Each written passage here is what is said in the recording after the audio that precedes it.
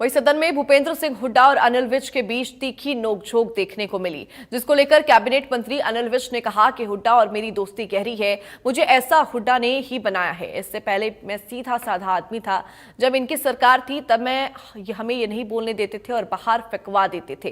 अब मैं बिना माइक के बोल लेता हूं, इसका क्रेडिट हुड्डा को देता हूं। इसी के साथ ही उन्होंने कहा कि अंबाला कैंट के लिए अंतिम सांस तक काम करेंगे।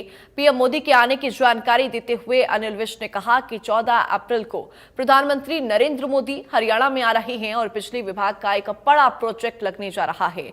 राई स्पोर्ट्स यूनिवर्सिटी में अफीम की खेती की जा रही थी, जिसको लेकर अनिल विज ने कहा कि सरकार सख्त से सख्त कार्रवाई कर रही है। अंबाला को तो हमने बहुत कुछ दिया है और जब तक सांस रहेगी, जितनी ताकत बनेगी, हम देते ही रहेंगे। अंबाला छावनी से मैंने पानी पिया है, अंबाला छावनी की मैंने हवा खाई है, अंबाला छावनी के स्कूलों से मैंने शिक्षा प्राप्त की है, अंबाला छावनी के बैंक में मैंने नौकरी की है। तो मैं उसका बदला उतारने के लिए यहीं की हवा खा खा के मैं इतना बड़ा हूँ और मुझे जब जब ईश्वर ने ताकत बख्शी है, मैंने यहाँ काम करने के लिए। देखिए, बिजली आपूर्ति के लिए जितनी हमारी आवश्यकता है उतनी हमें मिले और हमारे अपने सोर्सेस से मिले, क्योंकि बाहर से अगर हम लेते हैं तो हमें बहुत महंगी पड़ती है।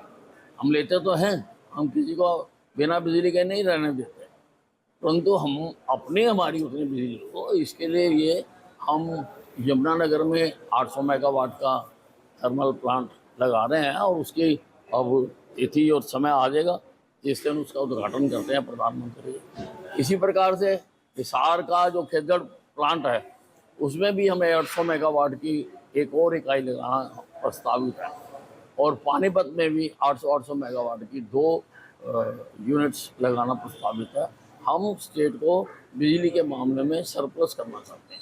देखिए, सरकार को जैसे ही इसके संज्ञान में बात आई तो सरकार अब सब जगह पर कार्रवाई कर रही है और बाकी जगहों पर भी जहाँ पर जानकारी मिल रही है कानूनों के तहत सख्त से सख्त कार्रवाई उनके खिलाफ की जा रही है। जो भी कानूनों के तहत है वो किया जाए।